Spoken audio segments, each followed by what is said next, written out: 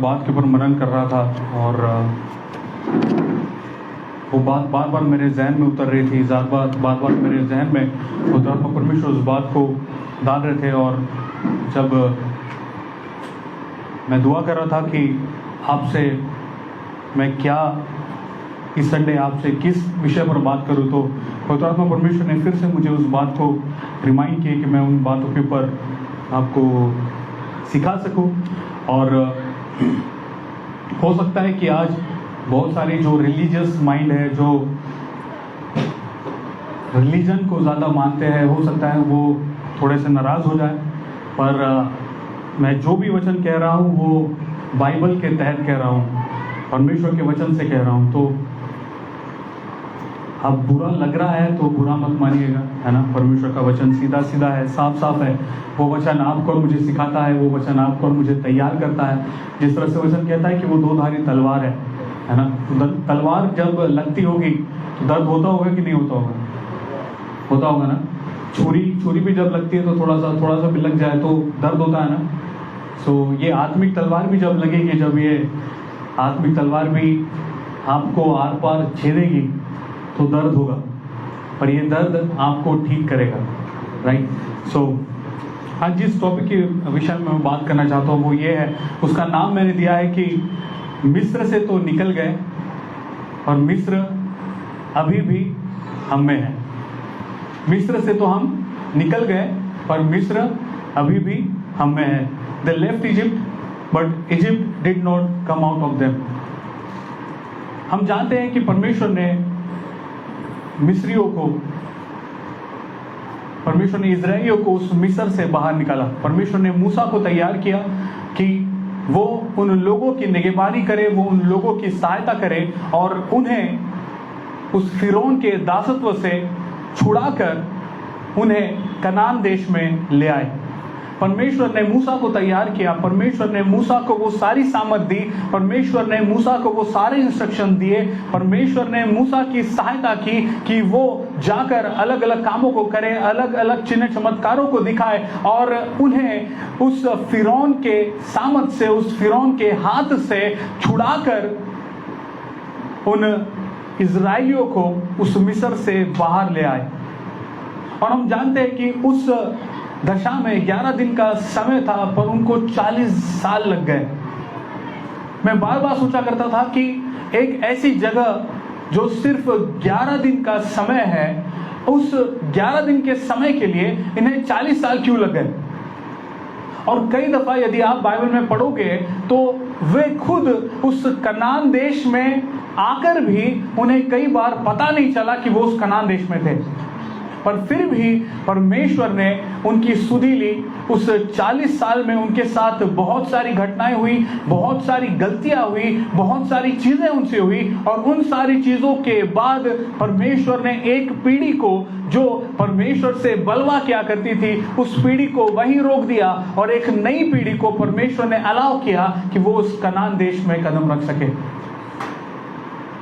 जब कई दफा मैं इस जर्नी को देखता हूं, जब मैं मिस्र की जर्नी को, जब मैं इजराइलियों की उस मिस्र से निकलने की जर्नी को देखता हूं, इस 40 साल की जर्नी को देखता हूं, मैं कई दफा उस जर्नी को अपने जीवन से मैं जोड़ सकता हूं, अपने जीवन में देख सकता हूं।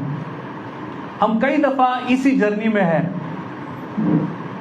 परमेश्वर हमारी जिंदगियों में महान कार्यों को दिखाते हैं। परमेश्वर आपके और मेरी जिंदगी में हर दिन नए चमत्कार को करते हैं। परमेश्वर हर दिन आपके और मेरी जिंदगी में आश्चर्य कर्मों को करते हैं। कदम कदम पर आप गवाहियों को देखते हैं। हम कई दफा उन सारी चीजों को जो हम कई दफा अपनी सामर्थ से नहीं कर सकते, उन सारी चीजों को परमेश्वर अपनी सामर्थ से आपके और मेरी जिंदगियों में करते हैं। उन चीजों को हम कई बार देखते हैं, फिर भी हम कई दफा परमेश्वर से दूर हो जाते हैं। इजराइलियों ने भी वही किया। बार बार उन्होंने उस जंगल के सफर में परमेश्वर से बलवा किया। बार बार परमेश्वर ने जब जब उन्हें किसी बात की जरूरत होती थी, परमेश्वर ने उनके लिए प्रोवाइड किया। परमेश्वर ने उनके लिए उस आसमानी रोटी को बरसा दिया। परमेश्वर ने उनके लिए, जब वो भूखे थे तब परमेश्वर ने उनके लिए मन्ना बरसाया। ताकि उनके जो शारीरिक भूख है वो मिट जाए। फिर उसके बाद उन्होंने चाहा कि अब वो मन्ना खा के बोर हो गए, तो उनका दिल हुआ कि अब उनको बटेर चाहिए। परमेश्वर ने उनकी इस बात को भी माना और परमेश्वर ने उनके लिए, वचन कहता है कि जंगल में से किस प्रकार से वो बटेरे आई उनको भी अब तक नहीं समझा।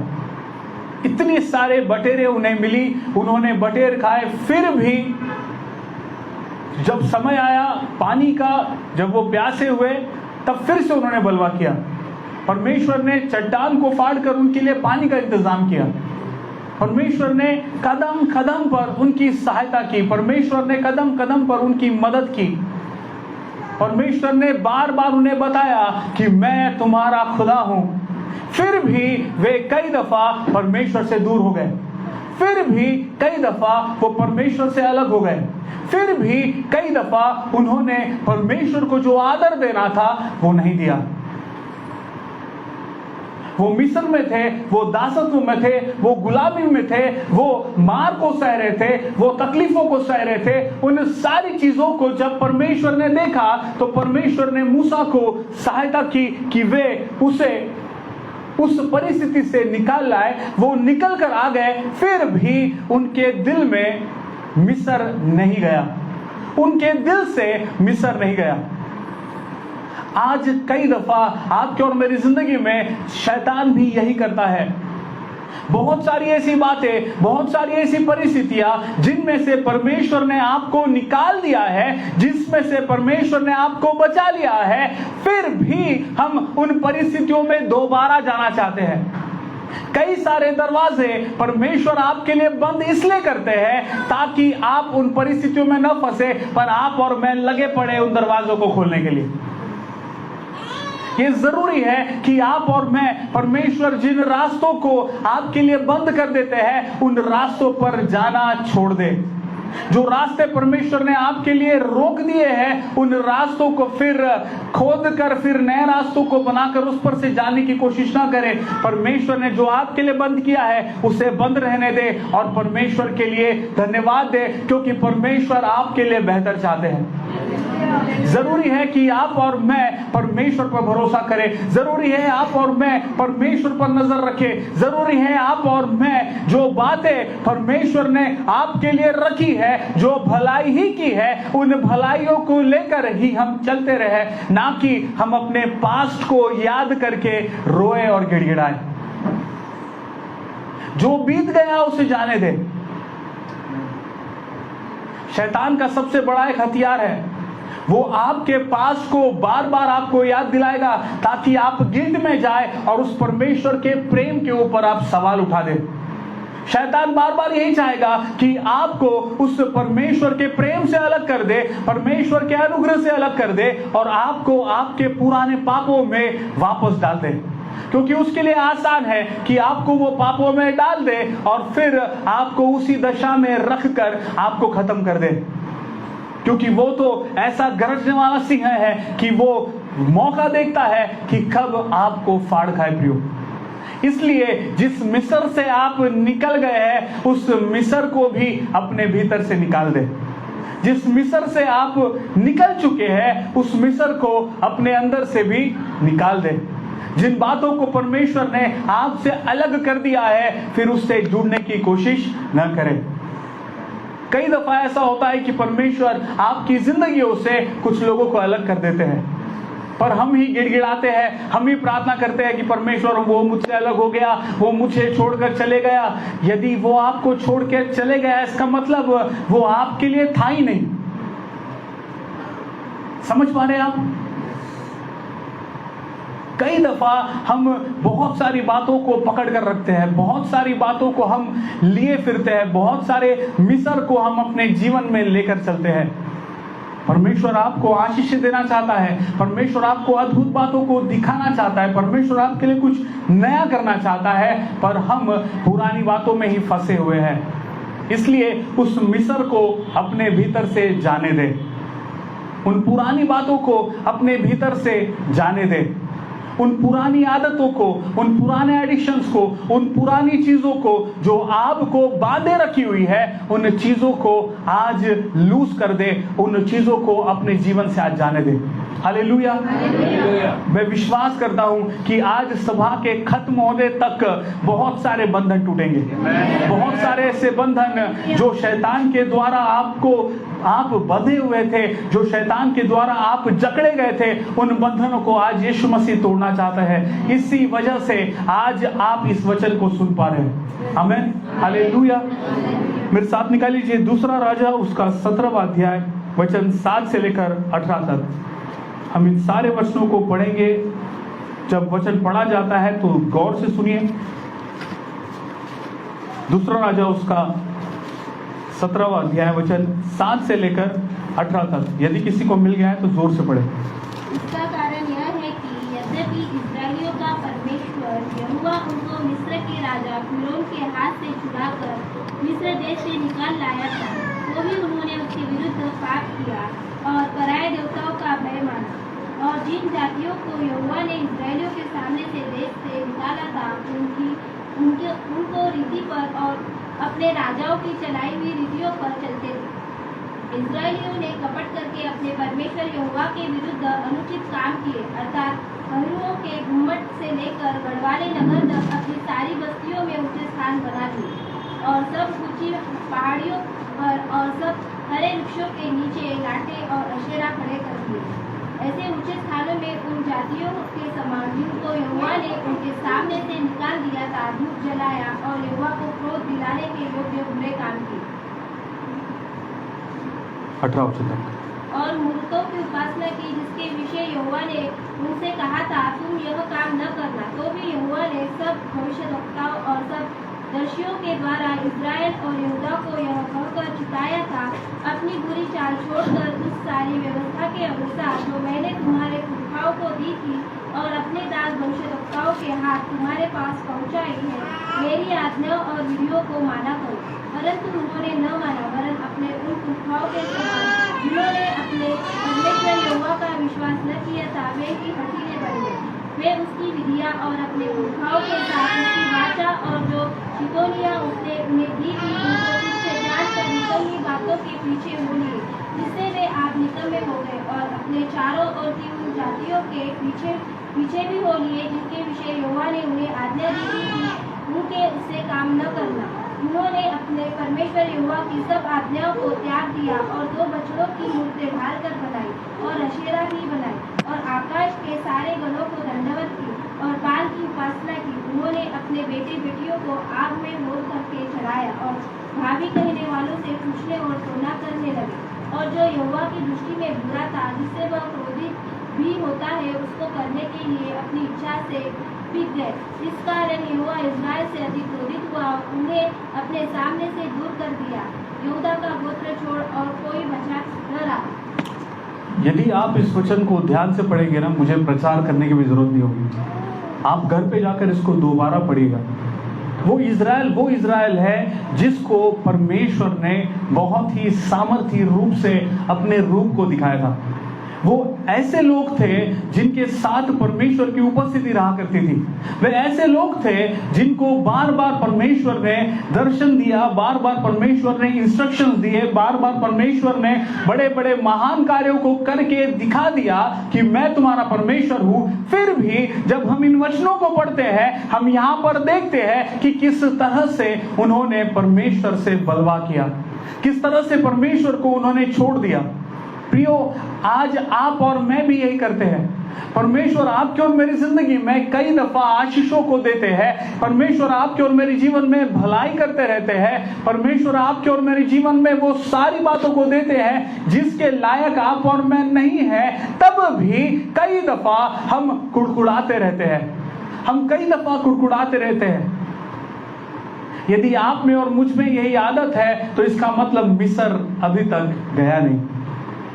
यदि आपके और मेरे भीतर आज भी वही आदत है, यदि आपके और मेरे भीतर आज भी वो कुड़कुड़ाने की आदत है, यदि आपके और मेरे भीतर आज भी जो परमेश्वर आशीषों को दे रहे हैं उन आशीषों को याद करके आपके और मेरे जीवन से यदि धन्यवाद आज भी नहीं निकल रहा, इसका मतलब आपके और मेरे भीतर आज भी मिस्र बसा हुआ है। उस मिस्र को निकालने की जरूरत है प्रियो। आज जरूरत है कि आज आप और मैं उस मिस्र को हम अपने भीतर से निकाल दें ताकि हम परमेश्वर की महिमा को देख सके। हम जानते हैं कि परमेश्वर उन लोगों के साथ और भी महान कार्यों को कर सकते थे, पर बार बार उन्होंने परमेश्वर की आज्ञाओं को तोड़कर, परमेश्वर की बातों को न मानकर उन महान बातों से वो वंचित हो गए।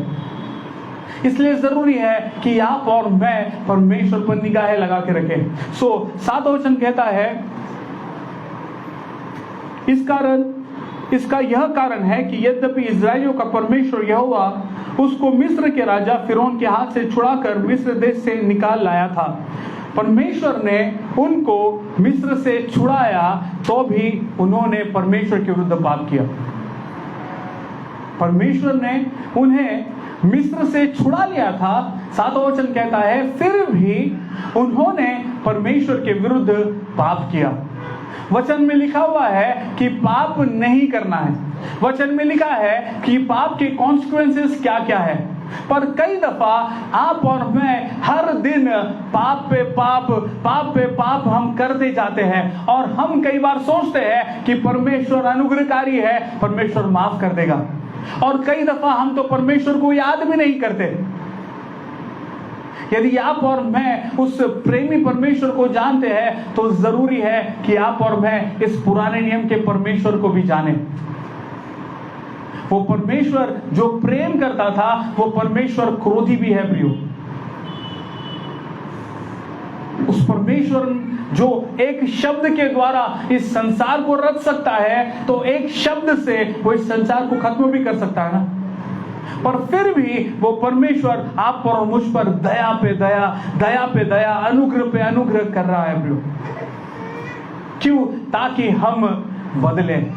क्यों? ताकि हम परमेश्वर के वचन के अनुसार बन जाए, ताकि हम परमेश्वर के समान बन जाए। आपके और मेरे जीवन में परमेश्वर यही चाहता है कि हम अपने भीतर से उस मिस्र को निकाल दें, क्योंकि परमेश्वर ने आपको उस मिस्र के दासत्व से छुड़ा लिया है प्रियो।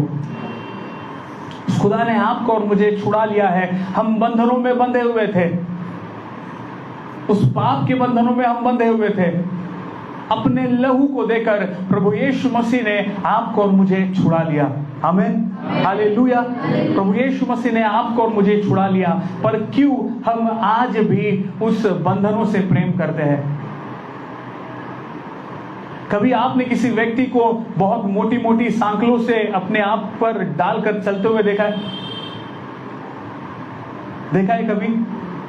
कोई व्यक्ति ने बहुत बड़ी बड़ी सांकलें, लोहे की सांकलें अपने ऊपर डाला है, बहुत ऐसा 25-25 किलो का वजन अपने हाथों पे रखा है और बहुत खुशी खुशी चल रहा है। ऐसा कोई व्यक्ति आपको दिखा है कभी? नहीं। हम बोझों को लेकर चलना पसंद नहीं करते, पर फिर भी हम आज भी अपने आत्मिक बोझों को लिए चल रहे हैं। खुदा बार बार कहते हैं कि अपने बोझों को मुझ पर डाल, मैं तुझे विश्राम दूंगा, पर हम लगे पड़े हैं उन बोझों को लेकर यूं ही चलने के लिए। परमेश्वर चाहते हैं कि हम अपने बोझों को प्रभु यीशु मसीह पर डाल दें, पर आज भी हम उस मिस्र में ही रहना पसंद कर रहे हैं। प्रियो, अपने भीतर से उस मिस्र को निकाल दें ताकि हम उस परमेश्वर के विरुद्ध पाप न करें, ताकि हम उस परमेश्वर के विरुद्ध पाप न करें। हम बार बार पाप करते हैं और हमें लगता है कि परमेश्वर माफ कर देगा, पर आज एक वचन आपको बता दूं। वचन कहता है जो आपने बोया है उसे, जो आपने बोया है उसे, यदि आपने अच्छा बोया है तो आप अच्छा काटेंगे, यदि बुरा बोया है तो बुरा भी काटना पड़ेगा। इसलिए जब कभी पाप का विचार भी आपके पास आए, तुरंत उस प्रभु यीशु मसीह के चरणों पे जाए और अपने गुनाहों को माने। पाप करने से बच जाइए प्रियो, क्योंकि वचन कहता है जो बोएंगे वो हमें काटना पड़ेगा। यदि आप अच्छाई बो रहे हैं तो अच्छाई काटेंगे, यदि हम पाप बो रहे हैं तो पाप भी हमको काटना पड़ेगा। जो छोटे छोटे पाप हम यूं बोते चले जा रहे हैं, आने वाले समय में जब वो बढ़ जाएंगे ना, तब काटने के लिए दिक्कत होगी। इसलिए जरूरी है कि हम अपने आप को परमेश्वर के हाथों में सौंप दें और अपने आप को परमेश्वर के चरणों में लेकर जाए और अपने गुनाहों की माफी मांगे। इसलिए रिपेंटेंस बहुत जरूरी है। मैं बार बार कहता हूं कि एक मसीह जीवन का एक जो रिपेंटेंस है, ये एक हिस्सा बन जाना चाहिए। हमको हर समय जब कभी भी पाप की सोच भी आए, जब कभी पाप का विचार भी हमारे करीब आए, तुरंत हम प्रभु यीशु मसीह करीब जाए और अपने गुनाहों को माने। सातवां वचन जो कहता है कि परमेश्वर ने उनको मिस्र से छुड़ाया तो भी उन्होंने परमेश्वर के विरुद्ध पाप किया। दूसरा बात जो सातवां वचन कहता है वो ये है कि उन्होंने पराये देवताओं का भय माना। उन्होंने पराये देवताओं का भय माना है। प्रियो, मैं सच कहता हूं कि हमने आज भी हम मसीहों ने भी हमारे कई सारे आइडल बना लिए हैं। समझ पा रहे हैं आप? हमने मसीहों ने भी बहुत सारी मूर्तों को खड़ा करके रख दिया है। और हम आगे देखेंगे कि परमेश्वर मूर्ति पूजा से बैर रखता है। परमेश्वर मूर्ति पूजा से बैर रखता है। हमने कैसे मूर्ति खड़ा किया पता है? हमने कुछ लोगों को, कुछ पर्सनालिटीज को अपना खुदा बना लिया है। हमने पैसे को अपना खुदा बना लिया है। हमने अपने जॉब्स को अपना खुदा बना लिया है। हमने डेजिग्नेशन को हमने अपना खुदा बना लिया है। हमने उसे मूर्ति बनाकर ढालकर रख दिया है। प्रियो, परमेश्वर मूर्ति पूजा से नफरत करता है। इसलिए जरूरी है कि आज हम उन सारे मूर्तों को काट दें, उन सारे मूर्तों को हम हटा दें और केवल परमेश्वर को ही पहला स्थान दें। केवल और केवल परमेश्वर को ही पहला स्थान दें। यह जरूरी है कि हम परमेश्वर को पहला स्थान दें। वचन कहता है कि उन्होंने पराये देवताओं का भय माना। प्रियो, क्यों उन्होंने पराये देवताओं का भय माना? क्योंकि उन्होंने परमेश्वर को नहीं जाना, उन्होंने परमेश्वर को नहीं समझा। आज जरूरी है कि आप और मैं अपने खुदा को, अपने परमेश्वर को समझ ले कि वो कौन है, वो क्या है, वो आपके लिए क्या मायने रखता है। यदि परमेश्वर आपके लिए कुछ है, यदि परमेश्वर आपके लिए मायने रखता है, तो परमेश्वर को छोड़कर आपका कोई खुदा नहीं हो सकता। परमेश्वर को छोड़कर आपके लिए और कोई मूर्त आपके सामने नहीं खड़ी हो सकती। परमेश्वर को छोड़कर पहले नंबर पर कोई भी नहीं आ सकता। आपकी जिंदगियों में सबसे पहला स्थान केवल और केवल परमेश्वर को देना जरूरी है और परमेश्वर को दीजिए। यदि आपके जीवन में पहला स्थान परमेश्वर को आपने नहीं दिया है, इसका मतलब आपने अपने लिए कोई मूर्त खड़ी रखी है, आपने अपने लिए कोई पुतला बना के रख दिया है, आपने अपने लिए कोई मूर्ति खड़े करके रख दी है। 8वां वचन कहता है कि उन्होंने देश की रीति और राजाओं की रीति पर चलते रहे। रीति को मैं रीति के विषय में ढूंढ रहा था और रीति का जो इंग्लिश वर्ड है वो है कस्टम्स। और कस्टम का जो गूगल पे जो दिया हुआ है मीनिंग वो है समाज विशेष की सदियों पुरानी पद्धति। कस्टम का मतलब है समाज विशेष की सदियों पुरानी पद्धति। और जो कस्टम से मिलने वाले जो शब्द है वो है प्रथा, रिवाज, चलन। कैसा है, जो बहुत पुराने जमाने से जो रिवाज चलते आ रहे हैं, उन रिवाजों को हम आज भी फॉलो कर रहे हैं। हम क्यों फॉलो कर रहे हैं? क्योंकि हमारे बाप दादों ने हमें वो सिखाया था। पर जब आपको जिस दिन परमेश्वर का वचन मिल गया, जिस दिन आपको ये कलाम पता चल गया, इसके बाद आपको और मुझे इस कलाम से, इस वचन से टैली करने की जरूरत है कि हमारे बाप दादों ने हमको क्या सिखाया था। कई दफा जो रिवाज, जो पद्धति चली आ रही है, उन पद्धतियों को हम सिर्फ मानते आ रहे हैं। हम पीढ़ी से पीढ़ी तक उन पद्धतियों को देते आ रहे हैं। हम पीढ़ी से पीढ़ी तक उन पद्धतियों को, उन रीति रिवाजों को जो परमेश्वर के वचन से मेल नहीं खाती, हम अपने जनरेशंस को देते आ रहे हैं। और हमको पता भी नहीं कि वो परमेश्वर के वचन से मिलता है या नहीं मिलता। हम क्यों मान रहे हैं? क्योंकि हमारे दादा ने बताया। हम क्यों मान रहे हैं? हमारे परदादा ने बताया। क्यों? हमारे पिता ने बताया। पर क्या वो परमेश्वर के वचन से मिलता है या नहीं मिलता? वो परमेश्वर के वचन से टैली होता है या नहीं होता? मेरी नानी मुझे बोला करती थी कि रात में नाखून नहीं काटना। समझ पा रहे आप? याद आ रहा है आपको ऐसी बहुत सारी बातें? मिस्टर याद आ रहा है आपको? बहुत सारी चीजें, जैसे मेरी नानी बोला करती थी कि रात में नाखून को नहीं काटना। मैंने बहुत सालों तक मैंने नाखून रात में काटे ही नहीं। मैंने सोचा भी नहीं कि क्यों नहीं काटना रात में। फिर एक दिन मैं बैठकर सोच रहा था कि ऐसा मेरी नानी ने क्यों कहा। पहले के जमानों में लाइट्स नहीं हुआ करते थे। पहले के जमाने में लाइट्स नहीं हुआ करती थी। यदि रात के समय में आप नाखून काटते तो आपकी उंगलियां भी कट जाती। इसलिए आपकी नानी ने, आपकी दादी ने, आपके दादा ने, आपके पिता ने बोला होगा कि रात के समय में नाखून नहीं काटना। पर हमको क्या लगा? नहीं, रात के समय में नहीं काटना। नहीं बोले इसलिए नहीं काटना। ऐसी बहुत सारी चीजें हैं जो चलते आ रही है जमाने से, पर हमने उसको सोचा ही नहीं, हमने वचन से उसको टैली किया ही नहीं, और हम उसको मानते जा रहे हैं।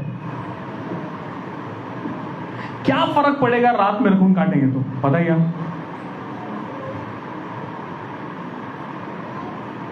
क्या फर्क पड़ेगा कि आपके दरवाजे के सामने आपकी चप्पल उल्टी पड़ी है तो? अगर बहुत देर तक उल्टी पड़ी है, इसका मतलब आपको जाके सिखाना पड़ेगा कि चीजों को कैसे ठीक से रखा जाता है। मैं सच कह रहा हूं, आज बहुत सारी बातें आपको याद आ रही होगी, और वो इसलिए याद आ रही है कि परमेश्वर आपको याद दिला रहे कि उन बातों को आप छोड़ दे, भूल जाए। हम मिस्र को लेकर चल रहे हैं। कुछ समय हुआ करता था, छोटे बच्चे होते थे, छोटे बच्चों के गलों में बहुत काले धागे दिखते थे, और उसमें किसी चांदी का एक छोटा सा टुकड़ा रहता था। क्या है बोले? तिलिस्मी मोती। क्या होता बोले? उससे दांत निकलते समय दर्द नहीं होता। मेरे सैमुअल से जाके पूछ लो आप, उसने कितने मोती पहना है करके। दांत निकलने के समय उसको कभी कुछ तकलीफ नहीं हुई। अपने चर्च के लोगों के इसमें मैंने अभी देखा नहीं, क्योंकि शायद मिस्र से निकल रहे हैं। हम सोचते भी नहीं है। पता है क्यों सोचते हैं? क्योंकि हम आदर करते हैं अपने बड़ों का, पर उससे ज्यादा हमें परमेश्वर का आदर करना जरूरी है। राइट? जरूरी है कि हम वचन से देख ले कि वो तिलिस्मी मोती मेरे लिए बड़ा है, वो चांदी का टुकड़ा मेरे लिए बड़ा है, वो काला धागा मेरे लिए बड़ा है, या परमेश्वर का वचन मेरे लिए बड़ा है। बहुत जरूरी है हमको ये सोचना है, बहुत जरूरी है हमको ये समझना। यही बातें हैं जो आपको उस मिस्र से बाहर नहीं आने दे रही। और ये सिर्फ बहुत ऊपरी चीजें मैं बता रहा हूं, ऐसी बहुत सारी बातें हैं जो आपको परमेश्वर से जुड़ने ही नहीं देती। यदि आप और मैं परमेश्वर के वचन को जानते हैं, समझते हैं, परखते हैं और उन वचनों को अपने जीवनों में लेते हैं, तो हम बहुत सारे कस्टम से, बहुत सारे रीति रिवाजों से छूट जाएंगे प्रियो। बहुत सारे रीति रिवाजों से आप और मैं बच जाएंगे। 9वां वचन यदि आप और मैं देखते, वचन कहता है, और इस्राएलियों ने कपट करके अपने परमेश्वर यहोवा के विरुद्ध अनुचित काम किए। यदि कपट का शब्द आप इंग्लिश में देखोगे ना, वो है सीक्रेटली। और मैं सोच रहा था कि वो मिस्री लोग, वो इजरायली लोग, जिनको परमेश्वर ने खुद आग के खंभे में, खुद बादल के खंभे में दर्शन दिया, कई बार उन्होंने आवाज सुनी, इतनी सारी चीजों के बाद में भी वो क्या सीक्रेट में बात करते होंगे? वो क्या सोचते होंगे कि परमेश्वर हमारी सुनता या नहीं सुनता? वो अगर सीक्रेट में बात भी करते होंगे तो वो सोच भी कैसे सकते हैं कि परमेश्वर को पता नहीं चलता होगा? प्रियो, जो बातें आप सोचते भी है ना, वो बात भी परमेश्वर तक पहुंच जाती है, वो बात भी परमेश्वर को पता है, सोचने के पहले ही। मेरे साथ निकाल लीजिए भजन संहिता उसका 139 अध्याय वचन 1 से लेकर 5 तक। भजन संहिता उसका 139 अध्याय वचन 1 से लेकर 5 तक। यहोवा, तूने मुझे जांच कर जान लिया है। तू मेरा उठना बैठना जानता है। तू मेरा उठना बैठना जानता है। और मेरे विचारों को दूर ही से समझ लेता है। और मेरे विचारों को दूर ही से समझ लेता है। हमें मेरे चलने और लेटने की तू भली भांति छानबीन करता है। और मेरे पूरे चाल चलन का भेद जानता है। हे यहोवा, मेरे मुंह में ऐसी कोई बात नहीं जिसे तू पूरी रीति से न जानता हो। तूने मुझे आगे पीछे घेर रखा है और अपना हाथ मुझ पर रखे रहता है। आमेन, आमेन। ये वचन साफ तौर पर बताता है कि यदि हम सोचते भी है ना, सोचने के पहले ही परमेश्वर को पता चल जाता है कि हम क्या सोचने वाले हैं। यहां पर उन्हें लग रहा था, उन मिस्रियों को, उन इजरायलियों को लग रहा था कि वो कपट कर सकते हैं, वो सीक्रेट में परमेश्वर के विरुद्ध बातें कर सकते हैं। पर परमेश्वर जानते हैं आपके और मेरी सोचों को। परमेश्वर आपके उठने बैठने को भी जानते हैं। परमेश्वर आपके चलने फिरने को जानते हैं। परमेश्वर आपकी हर एक बातों को जानते हैं। परमेश्वर का हाथ आपके ऊपर सदैव है। प्रियो, आप और मैं कैसे अपने भीतर से मिस्र को नहीं निकाल पा रहे? वो इतने महान परमेश्वर के विषय में यदि आप और मैं जानते हैं, हम इतने महान परमेश्वर के विषय में अपने जीवन में हमने गवाहियों को देखा, बहुत सारी चीजों को देखा, फिर भी हम कैसे उन बातों को अपने जीवन से नहीं निकाल पा रहे? उन पुरानी बातों को, उन पापों को हम कैसे अपने भीतर से नहीं निकाल पा रहे? ये जरूरी है कि आज वो मिस्र आपके जीवन से निकल जाए। ये जरूरी है कि आज वो मिस्र आपके जीवन से निकल जाए। ये जरूरी है कि वो मिस्र आपके जीवन से आज निकल जाए। प्रियो, आप और मैं सोचते हैं कि हम अकेले में जो पाप कर रहे हैं वो परमेश्वर को नजर नहीं आते। वो पाप परमेश्वर को भी नजर आते हैं। वो परमेश्वर तो हर जगह मौजूद है। परमेश्वर हर जगह मौजूद है। आप परमेश्वर की उपस्थिति से भाग नहीं सकते। हम कहां छुप सकते हैं उस परमेश्वर से?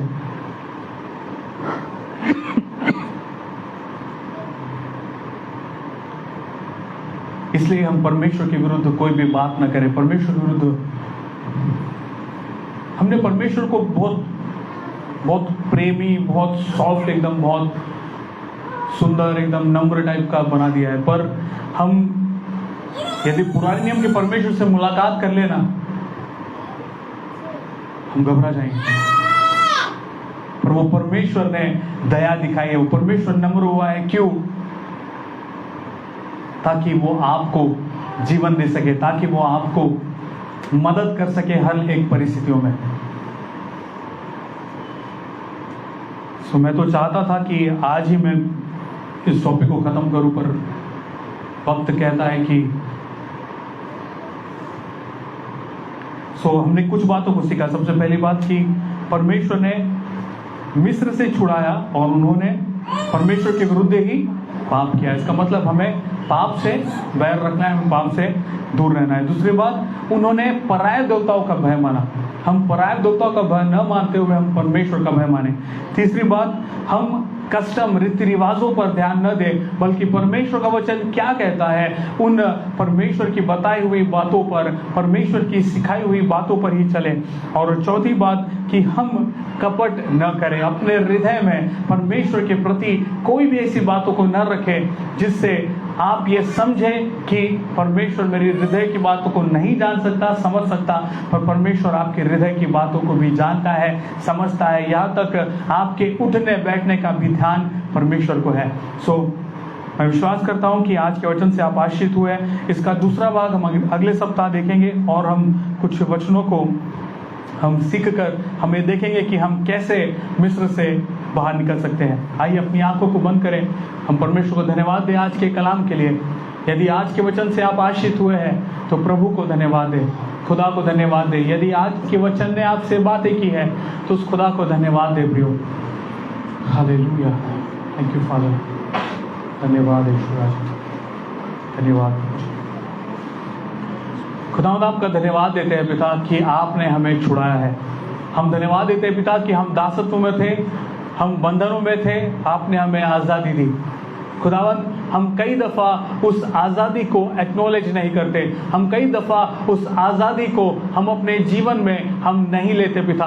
और प्रभु, हम आज आपसे क्षमा चाहते हैं प्रभु, हम आज आपसे क्षमा मांगते हैं पिता उन सारी खताओं के लिए, उन सारी गलतियों के लिए जो अब तक हमने किया है। खुदावंद, हम अपने आप को आप ही के हाथों में सौंपते हैं और खुदावंद हम आपसे यही दुआ करते हैं पिता कि हमारे जीवन से, हमारे भीतर से उस मिस्र को आप निकाल दीजिए ताकि हम आपको देख सके, ताकि हम आपके सामर्थ्य कामों को देख सके, ताकि हम आपको समझ सके कि आप कौन है, ताकि हम आपके सामर्थ्य को अपने जीवन में लेकर हम केवल आपको धन्यवाद दे सके, हम केवल आपकी महिमा कर सके। और खुदावंद, आप जो अनुग्रहकारी है, आप जो दयालु है, आप जो प्रेमी है, आपके प्रेम को, आपके अनुग्रह को हम अपने जीवन में ले सके। और प्रभु, हम इस संसार के समय में, हम इस संसार की परिस्थिति में चलते रहे और आपको धन्यवाद देते रहे। हम यही दुआ करते हैं पिता, हम धन्यवाद देते पिता, जितना वचन, जितने बीज आज आपके जनों के हृदय में पड़े पिता, वो बीज शैतान चुगने ना पाए, वो बीज शैतान दबाने ना पाए, वो बीज शैतान नष्ट न करने पाए, बल्कि वो बीज उनके हृदय में बोए जाए, वो भीतर जाए, 30 गुना नहीं, 60 गुना नहीं, बल्कि 100 गुना फल लाए। हम यही दुआ करते हैं प्रभु। हम धन्यवाद देते हैं पिता कि आज का कलाम लोगों की आत्मा में रिजोनेट होते रहेगा, आज का कलाम लोगों की आत्मा में घूमता रहेगा और उन्हें आपके करीब करीब और करीब ले आएगा पिता। हम धन्यवाद देते हैं सारी बातों के लिए। एक बार फिर से हम अपने आप को आपके हाथों में सौंपते हैं पिता। जो आज किसी कारणवश नहीं आ पाए पिता, आप उनकी सुधि लीजिए, आप उनकी सहायता करें और अगले सप्ताह हमारे बीच ले आइए पिता। जो लोग बीमार हैं उनकी बीमारी को दूर कीजिए पिता, जो लोग डिप्रेशन में हैं उनके डिप्रेशन को दूर कीजिए पिता, जो लोग निराशाओं में हैं उन्हें आप निराशाओं से निकालिए प्रभु जी। जो आर्थिक परिस्थिति से जूझ रहे हैं उनकी आर्थिक परिस्थिति को यहोवा ईरे बनकर आप प्रोवाइड कर दीजिए पिता। और खुदाबंद, आप सदैव लिए फिरने वाले परमेश्वर हैं, आप सदैव हाथों को थाम कर लेकर चलने वाले परमेश्वर हैं, इसलिए हम धन्यवाद देते हैं। खुदा आपसे क्या मांगे, आपने मांगने से ज्यादा समझ से अधिक हमें दिया हुआ है। ये छोटी सी विनती प्यारे बेटे प्रभु यीशु मसीह के नाम से मांगते हैं, इसलिए सुनिए, दया से कबूल कीजिए पिता, आमीन। और प्रभु यीशु मसीह का अनुग्रह, परमेश्वर का प्रेम और पवित्र आत्मा की सहभागिता जब तक प्रभु यीशु मसीह का दूसरा आगमन न हो जाए, हम सबों के साथ सदैव बना रहे।